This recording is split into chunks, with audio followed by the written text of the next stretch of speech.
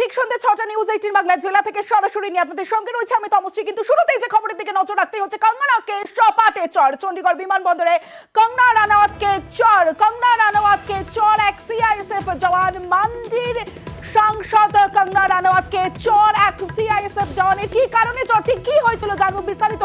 তার আগে ছবিটা দেখাবো আপনাদের, ছবিটা দেখুন। যে ছবি আপনারা দেখছেন চণ্ডীগড় বিমানবন্দরের ছবি আপনাদের দেখাচ্ছি, যেখানে কঙ্গনা রানাওয়াতকে চড় সপাটে চড় এক সিআইএসএফ জওয়ানের যে ছবি আপনারা দেখছেন এই মুহূর্তে চণ্ডীগড় বিমানবন্দরে কঙ্গনা রানাওয়াতকে চড়।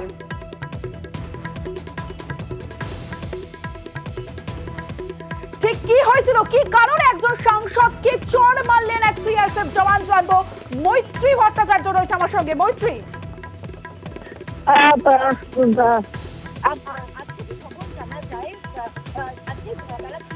মৈত্রী তোমার কথা স্পষ্ট নয়, আরো একবার জানতে চাইবো ঠিক কি হয়েছিল, কেন একজন সাংসদকে চড় মারলেন সিআইএসএফ জওয়ান? তমস্য দেখো, আজকে মান্ডি থেকে দিল্লির উদ্দেশ্যে আসছিলেন কঙ্গনা রানাওয়াত এবং সেই সময় তিনি মোহালি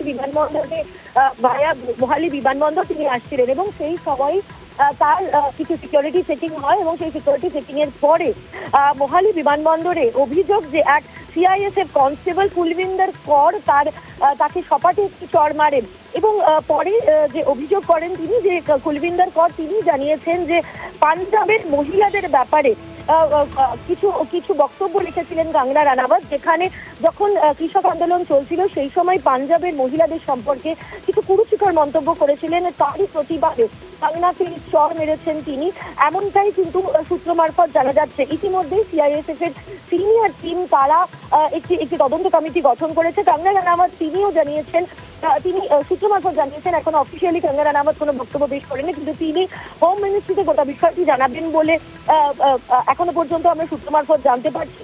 কঙ্গনা রানাওয়াত বেলা 4:10 নাগাদ তার বিমান মোহালি থেকে উড়ে যায় দিল্লির উদ্দেশ্যে। বেশ মৈত্রী, কঙ্গনাকে সপাটে চড় চণ্ডীগড় বিমানবন্দরে কঙ্গনা রানাওয়াতকে চড় এক সিআইএসএফ জওয়ানের হিমাচলের মান্ডির বিজেপির সাংসদ কঙ্গনা। এই মুহূর্তে আমাদের সঙ্গে রয়েছেন আইনজীবী অনির্বাণ গুহ ঠাকুরতা।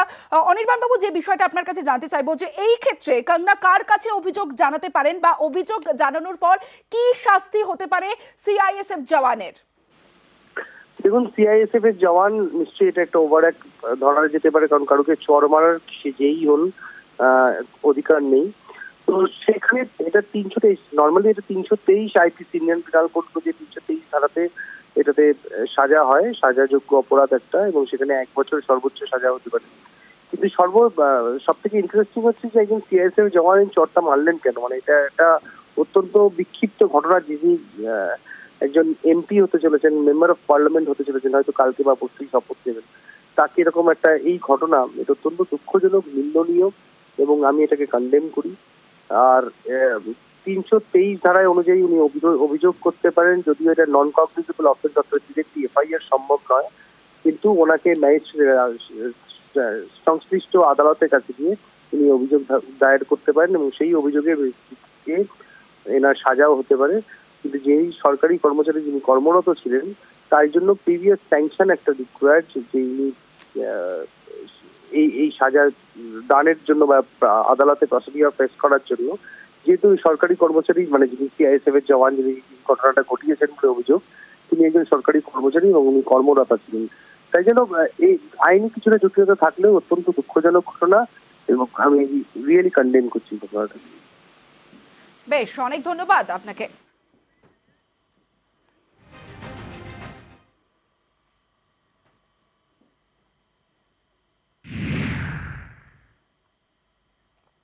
অন্যদিকে মুম্বাইয়ের শিবসেনার সঙ্গে বৈঠক অভিষেক বন্দ্যোপাধ্যায়ের। মুম্বাইয়ের মাতোশ্রীতে বৈঠক অভিষেক বন্দ্যোপাধ্যায়ের। বৈঠকে থাকবেন শিবসেনা প্রধান উদ্ধব ঠাকরে, যেমনটা আমরা জানতে পারছি। আরো একবার আপনাদের জানিয়ে রাখি, গতকাল থেকে আমাদের নজর রয়েছে, কারণ একদিকে যখন এনডিএর দফায় বৈঠক, অন্যদিকে ইন্ডিয়ার বৈঠক, সেই বৈঠকের দিকেও নজর ছিল। এবার মুম্বাইয়ে শিবসেনার সঙ্গে বৈঠক অভিষেকের। মুম্বাইয়ের মাতোশ্রীতে বৈঠক অভিষেক বন্দ্যোপাধ্যায়ের।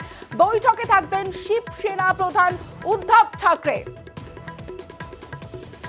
আমাদের দুই প্রতিনিধি রয়েছে আমার সঙ্গে, আবির ঘোষাল রয়েছে, মৈত্রী রয়েছে। মৈত্রী, আমি তোমার কাছে যাবো, তার আগে আবিরের কাছে যাবো। আবির, কি কারণে অভিষেক বন্দ্যোপাধ্যায় তিনি উদ্ধব ঠাকরের সঙ্গে বৈঠক করছেন? মহারাষ্ট্রের যে রেজাল্ট, সেখানে কি কোনো সম্ভাবনা রয়েছে অন্য?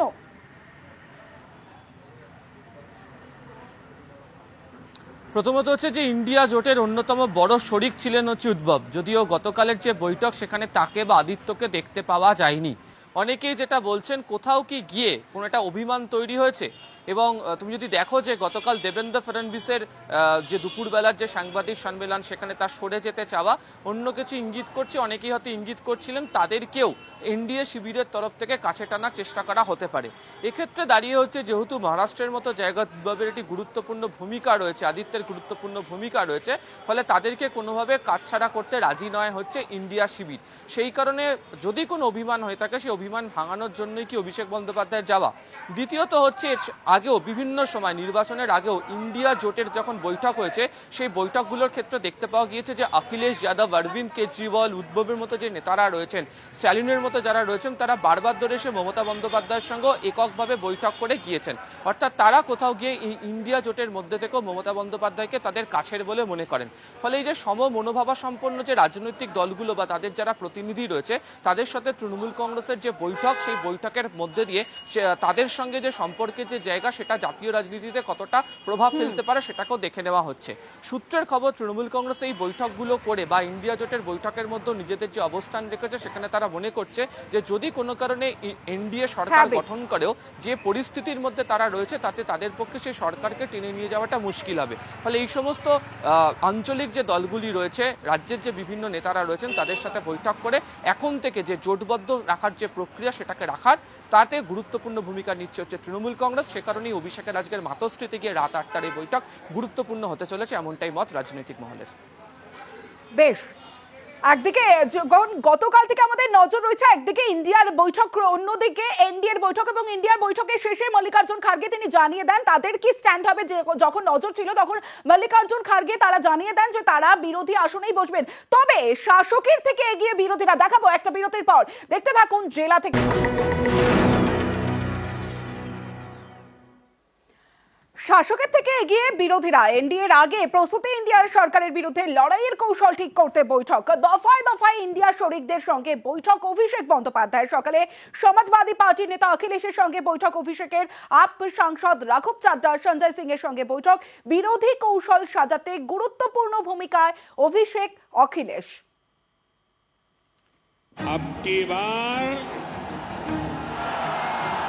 अब की बार 400 পার তো দূরের কথা, 300 বেরোতে পারেনি এনডিএ। শরিকদের ভরসায় এবার কেন্দ্রের সরকার গড়ার পথে বিজেপি।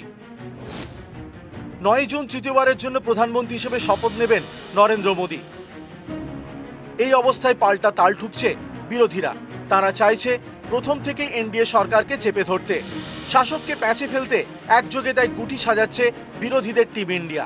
এক্ষেত্রে গুরুত্বপূর্ণ ভূমিকা নিচ্ছেন তৃণমূলের অভিষেক বন্দ্যোপাধ্যায় এবং সমাজবাদী পার্টির অখিলেশ যাদব।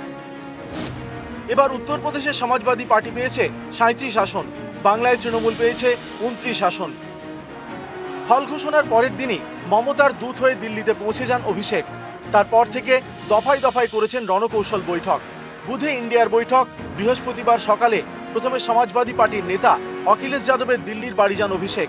দুজনের মধ্যে প্রায় 45 মিনিটের মতো কথা হয়।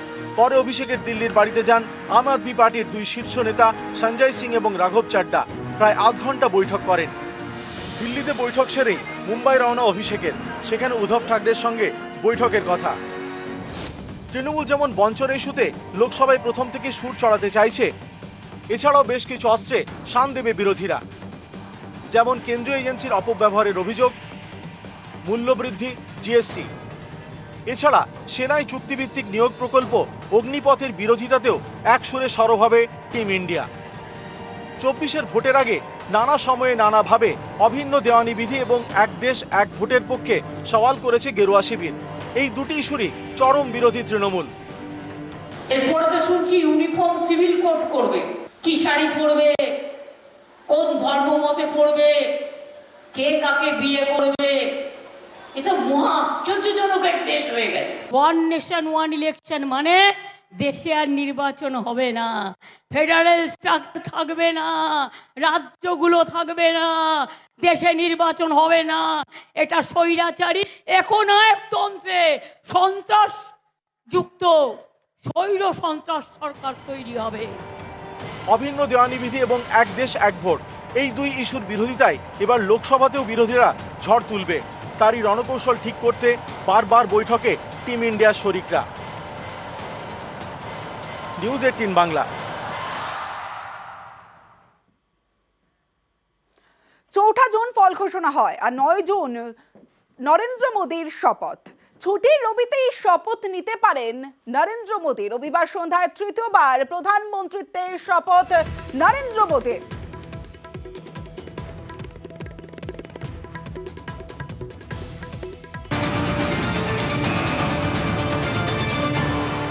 নয় জুন প্রধানমন্ত্রী হিসেবে নরেন্দ্র মোদীর শপথ। আর মোদী নেতা, মোদী প্রধানমন্ত্রী, তৃতীয়বার মোদীর শপথের তোড়জোড় ইতিমধ্যেই শুরু হয়ে গিয়েছে। মোদীর শপথে থাকবেন বাংলাদেশের প্রধানমন্ত্রী শেখ হাসিনা। আগামীকালই তিনি চলে আসবেন এবং প্রতিবেশী দেশ সহ একাধিক রাষ্ট্রপ্রধানকে আমন্ত্রণ শপথে।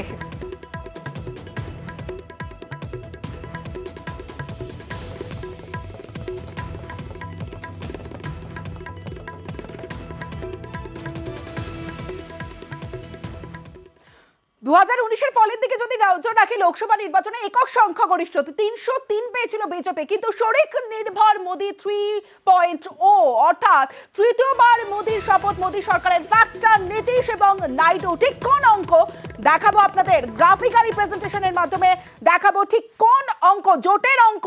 এনডিএ সরকার গড়তে জেডিইউ এবং জেডিইউ 12 আসন সংখ্যা এবং টিডিপি আসন সংখ্যা 16। 2024 লোকসভা ভোটের অঙ্ক যেটা আমরা দেখছি, অর্থাৎ ফ্যাক্টর নীতিশ এবং নাইডু ঠিক কি কি মন্ত্রক দাবি করেছেন নীতিশ কুমার চন্দ্রবাবু নাইডু, জানবো। আমার সঙ্গে রয়েছে আমার প্রতিনিধি মৈত্রী ভট্টাচার্য। মৈত্রী, ঠিক কি কি মন্ত্রক দাবি নীতিশ কুমারের চন্দ্রবাবু নাইডুর, জানবো। আমার সঙ্গে মৈত্রী ভট্টাচার্য রয়েছে। মৈত্রী,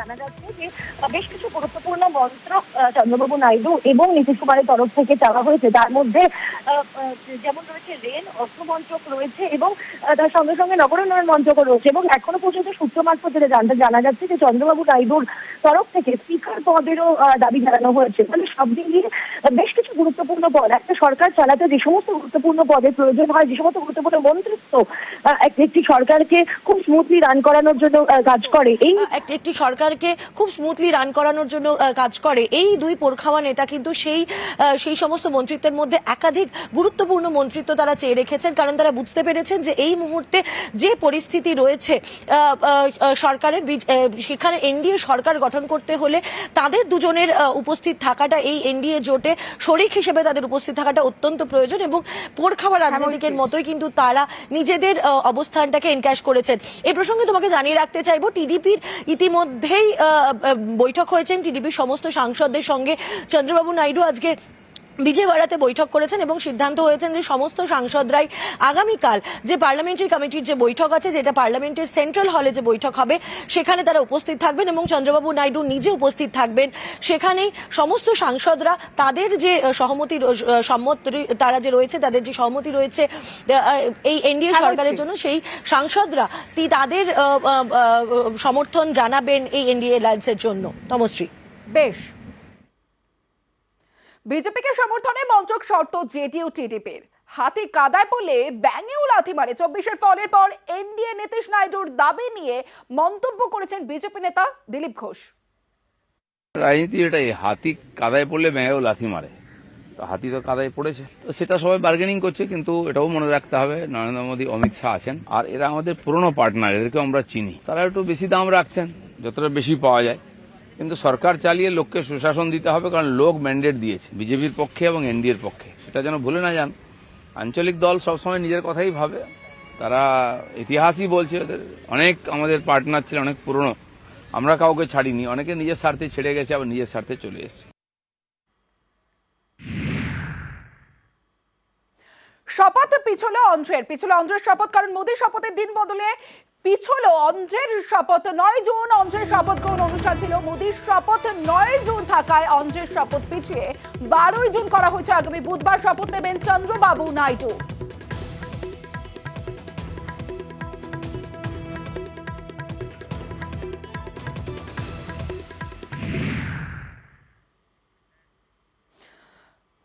ভোটের যে ফল 2024-এর লোকসভা নির্বাচন, 18তম লোকসভা নির্বাচন, আর সেই ভোটের ফলের ময়না তদন্তে এবার বিজেপি 400 লক্ষে 300-র কম এনডিএ। কারণ 2019-এও আমরা দেখেছিলাম 303 আসন পেয়েছিল শুধুমাত্র বিজেপি।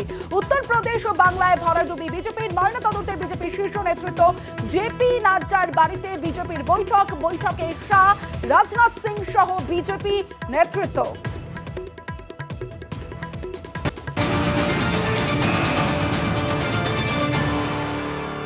অন্যদিকে রাজধানীতে জোর কদমে সরকার গঠনের প্রস্তুতি। কাল দিল্লিতে এনডিএ স্ট্র্যাটেজি বৈঠক। রাতের মধ্যে বিজেপির সব মুখ্যমন্ত্রী সাংসদদের দিল্লি আসার নির্দেশ দেওয়া হয়েছে এবং বাংলার খারাপ ফল নিয়েও কাল কাটা ছেঁড়া বিজেপির। আজ রাতেই দিল্লিতে সুকান্ত মজুমদার, শুভেন্দু অধিকারীরা তারা পৌঁছে যাবেন দিল্লিতে।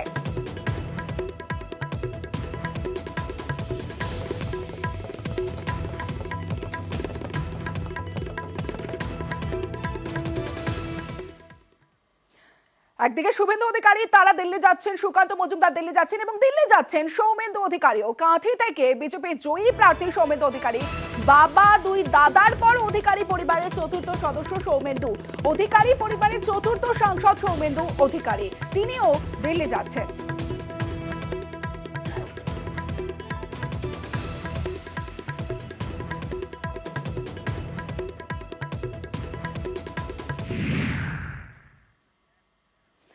পরাজয়ে নেতাকে নিশানা। দিলীপ ঘোষের নিশানায় দলের নেতৃত্ব। দিলীপের দাবি আসন বদলের জেরেই যে তিনি হারলেন সেটা প্রমাণ হয়ে গেল। বাংলায় বিজেপির বিপর্যয় নিয়ে প্রাক্তন রাজ্য সভাপতির প্রশ্নের মুখে বর্তমান। সুকান্ত মজুমদার অবশ্য মানতে নারাজ, তিনি পাল্টা মুখ খুলেছেন। আমি তো মেদিনীপুরে 1 বছর 1.25 বছর ধরে লেগে বুথ অব্দি সংগঠন তৈরি করেছিলাম। সমস্ত পার্টির লোকেরাই আমার পক্ষে ছিল। যে কোনো কারণে হোক পার্টির সিদ্ধান্ত নিয়েছে, সেটা ঠিক ছিল না, প্রমাণ হয়ে গেছে। পার্টি অনেক সময় সিদ্ধান্ত নেয়, সেই সিদ্ধান্ত ক্লিক করে না, হয়তো অনেক সময় না, তো মাঝে মাঝে হয় ক্লিক করে না, আমরা যেটা ভাবি সেটা কাজ করে না। 19-এর লোকসভা ভোটে মেদিনীপুর থেকে জেতেন দিলীপ ঘোষ। 24-এ সেই মেদিনীপুর থেকে সরিয়ে তাকে পাঠানো হয় বর্ধমান দুর্গাপুরে। নতুন কেন্দ্রে গিয়ে তিনি হেরে গেলেন। এরপরই বিস্ফোরক বিজেপির প্রাক্তন রাজ্য সভাপতি। প্রশ্ন তুলে দিলেন বর্তমান নেতৃত্বের সিদ্ধান্ত নিয়ে। সংগঠন একবারে পশ্চিমবঙ্গে শুয়ে পড়েছিল। আমি তো মেদিনীপুরে 1 বছর 1.25 বছর ধরে লেগে বুথ অব্দি সংগঠন তৈরি করেছিলাম, সব গ্রামে গেছিলাম। আমার ফান্ড থেকে যা কাজ করা সে তো আমি করেছি, রাস্তাঘাট ইত্যাদি। তো মানুষ খুশি ছিল, সমস্ত পার্টির লোকেরাই আমার পক্ষে ছিল। যে কোনো কারণে হোক পার্টির সিদ্ধান্ত নিয়েছে, সেটা ঠিক ছিল না, প্রমাণ হয়ে গেছে। পার্টি অনেক সময় সিদ্ধান্ত নেয়, সেই সিদ্ধান্ত ক্লিক করে না, হয়তো অনেক সময় না। আমরা এক সময় দিলীপ যখন রাজ্য সভাপতি ছিলাম, আমরা 19-এর সফলতার পর 3টে উপনির্বাচন হেরেছিলাম, তার মধ্যে খড়গপুরটাও ছিল, তখনও ক্লিক করেনি। তো মাঝে মাঝে হয় ক্লিক করে না, আমরা যেটা ভাবি সেটা কাজ করে না। 2019 তখন বিজেপির রাজ্য সভাপতি দিলীপ ঘোষ। তাঁর আমলেই বঙ্গে বিজেপি 1 লাফে 2 থেকে 18 হয়।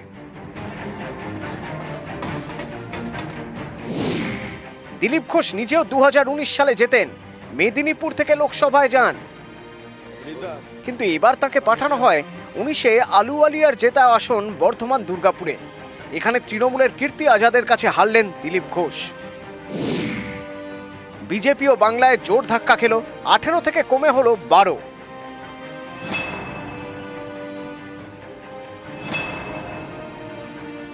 সংগঠন যেভাবে ঢিলে হয়ে গেছে সব জায়গায়, বুথে আমরা প্রথমে লোক খুঁজে পাইনি, খুঁজে দাঁড় করাতে এজেন্ট খুঁজতেও হয়েছে। তো দুর্বলতা ছিল সংগঠনের, সেই জন্য সব জায়গায় সার্বিকভাবে আমাদের ভোট কমেছে এবং হার হয়েছে। 2,33 লক্ষ ভোট পেয়েছি আমরা। 1% ভোট কমেনি, ভোট বেড়েছে। উনি সম্ভবত স্ট্যাটিস্টিক্সটা দেখেননি। সিট আমরা কমে গেছে, হয় এরকম অনেক সময়। সব জায়গায় যাবো, শুধু তাহলে বর্ধমান বা মেদিনীপুর নয়, আমি রাজ্য সভাপতি হিসাবে পুরো প্রদেশে ঘুরতাম, সব জায়গায় সমস্যার সমাধানে ছিলাম, লড়াইয়ের জবাব দিতাম। সে আমার ভূমিকা থাকবে, পার্টি আমাকে দায়িত্ব দিক বা না দিক, আমি যতদিন রাজনীতিতে থাকবো কর্মীদের সঙ্গেই থাকবো। দিলীপ দা আমাদের পার্টির নেতা, তিনি যে কোনো জায়গাতে যেতে পারেন, কোনো অসুবিধা নেই, কিন্তু সেটাকে সিঙ্ক্রোনাইজ করে গেলে ভালো হয়। পার্টির যারা নেতৃত্ব আছে সবাইকে সব জায়গায় যেতে হবে, বিভিন্ন, যাতে সব গোটা পশ্চিমবঙ্গটা আমরা কভার করতে পারি। নিউজ 18 বাংলা। জেলা থেকে সরাসরি শেষে এবার একটু আবহাওয়ার খবরের দিকে নজর রাখতেই হবে, কারণ উত্তরে বর্ষা থমকে আছে, দক্ষিণে অস্বস্তি, আর দিনভর হাঁসফাঁস গরমের পর ক্ষণিকের বৃষ্টি, এবং ক্ষণিকের বৃষ্টিতে খানিকটা স্বস্তি। দিনভর যে গরম হাঁসফাঁস বৃষ্টি শুরু উপকূলের জেলাগুলিতেও। পূর্ব মেদিনীপুরে বৃষ্টি, সরাসরি চলে যাব বিশ্বজিৎ শাহ রয়েছে আমার সঙ্গে, বিশ্বজিতের সঙ্গে কথা বলব। বিশ্বজিৎ, উত্তরে থমকে রয়েছে বর্ষা, তাহলে দক্ষিণে কবে প্রবেশ করবে, কি বলছে হাওয়া অফিস? দেখো, এখনো 6-7 দিনের অপেক্ষা, কারণ গরম এবং অস্বস্তি দক্ষিণবঙ্গে চলবে। কারণ একদিকে যে উত্তরপ্রদেশ থেকে বাংলাদেশ পর্যন্ত অক্ষরেখা রয়েছে, তার টানে প্রচুর জলীয় বাষ্প ঢুকছে, আর অন্যদিকে পশ্চিমে গরম হাওয়া আসছে বিহার ঝাড়খণ্ড থেকে। আর এই যে গরম হাওয়া এবং অন্যদিকে সাগর থেকে জলীয় বাষ্প ঢুকছে, তার ফলে গরম এবং আর্দ্রতাজনিত অস্বস্তি চরমে উঠছে। আগামী 6-7 দিন এই পরিস্থিতি থাকবে। বুধবার বৃহস্পতিবার নাগাদ এই আবহাওয়ার বদল হতে পারে, কারণ তখন পরিস্থিতি অনুকূল হতে পারে কিছুটা। এই যে উত্তরে ইসলামপুরে আটকে রয়েছে মৌসুমী অক্ষরেখা, আর এই ইসলামপুরে বেশ কিছুদিন ধরে আটকে থাকার কারণেই উত্তরবঙ্গে বৃষ্টি হচ্ছে, কিন্তু দক্ষিণবঙ্গে বৃষ্টি হচ্ছে না। আর পরিস্থিতি অনুকূল আগামী বুধ বৃহস্পতিবার নাগাদ হতে পারে, তখন মৌসুমী বায়ু দক্ষিণবঙ্গে প্রবেশ করার অনুকূল পরিস্থিতি তৈরি হবে। তার আগে পর্যন্ত এরকমই গরমে হাঁসফাঁস করতে হবে, ঘামতে হবে, ঘাম প্যাচপ্যাচে। আগে বর্ষা ঢুকবে না রাজ্যে, এমনটাই জানাচ্ছে হাওয়া অফিস। মনসুন আসতে তো দেরি হবে, কারণ আমরা সকলেই জানি দক্ষিণবঙ্গে মনসুন ঢোকার যে রাস্তাটা, সেটা হচ্ছে দক্ষিণ দিক দিয়ে হাওয়াকে আসতে হবে, অথবা দক্ষিণ পূর্ব থেকে আসতে হবে, অথবা পূর্ব থেকে আসতে হবে। তো এই মুহূর্তে আমাদের যে ফোরকাস্ট ফ্লো প্যাটার্ন, উইন্ডের যে ডাইরেকশন আমরা যেটা পাই, যার বেসিসে আপনাদের আমি বলতে পারি যে এই মুহূর্তে প্রথম কথা নর্মাল ডেট তো 10 তারিখ আমরা জানি, 10 থেকে পরে নর্মাল ডেটের মধ্যে আসবে বলে আমাদের মনে হচ্ছে না। নর্মাল ডেটের আগে তো আসার আমি কিছু সংকেতই দেখতে পাচ্ছি না, একটু হয়তো দেরি হলেও হতে পারে।